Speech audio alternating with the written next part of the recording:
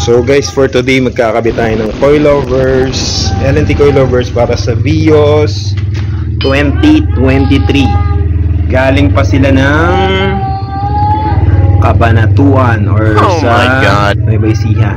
So he's using 205 45 17 na tires, overland mugs. So magpe-fender gap check tayo. Front 4-finger gap, then rear 4-finger gap, then left side yan medyo nakatilt. So yung kaliwa niya 3-finger gap, then yung front 4-finger gap. So ayan yung normally ganyan sa Gen 4, paano yung fender gap mas maliit yung sa likod, or sorry, hindi pala Gen 4, yung latest version ng Vios, kasi hindi naman nilabas yung Gen 4 pa dito sa Pinas. Yan, ito 2023 na, same face pa rin eh. Yan. Okay.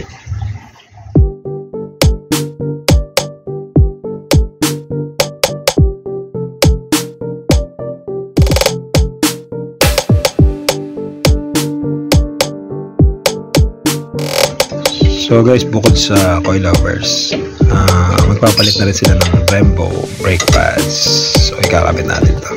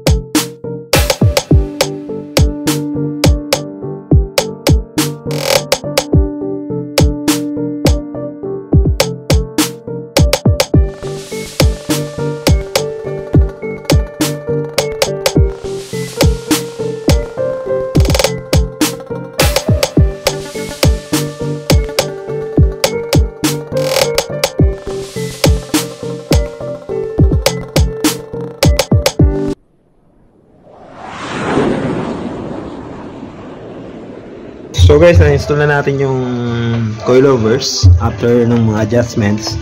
From 4.5 yung request ng customer. So ayan, 0.5. Then rear, halos 1. Mas mataas sa 0.5 pero 0.75. Then, kasi mostly lady driven siya. Ganun din. 0.5. Nigpitan na lang bago mag-road test. 0.5. Okay? Ingat po. Balik pa kayo. Kailan uwi nyo na Nueva Ecija? Bukas din? Baka po mamaya. Uwian talaga? Opo. Siya. Thank you. Ingat. Ingat po. Sige po. Ay, ano yan? Kaliwa kayo dyan ha. Yung pag tapos dead end, kanan kayo. Yun. Guardhouse na. Kaliwa kayo na pa-slide, hindi kayo U-turn. Kaliwang slide lang. Alam na ni Kuya yun, yung dead end, kanan. Sige. Thank you.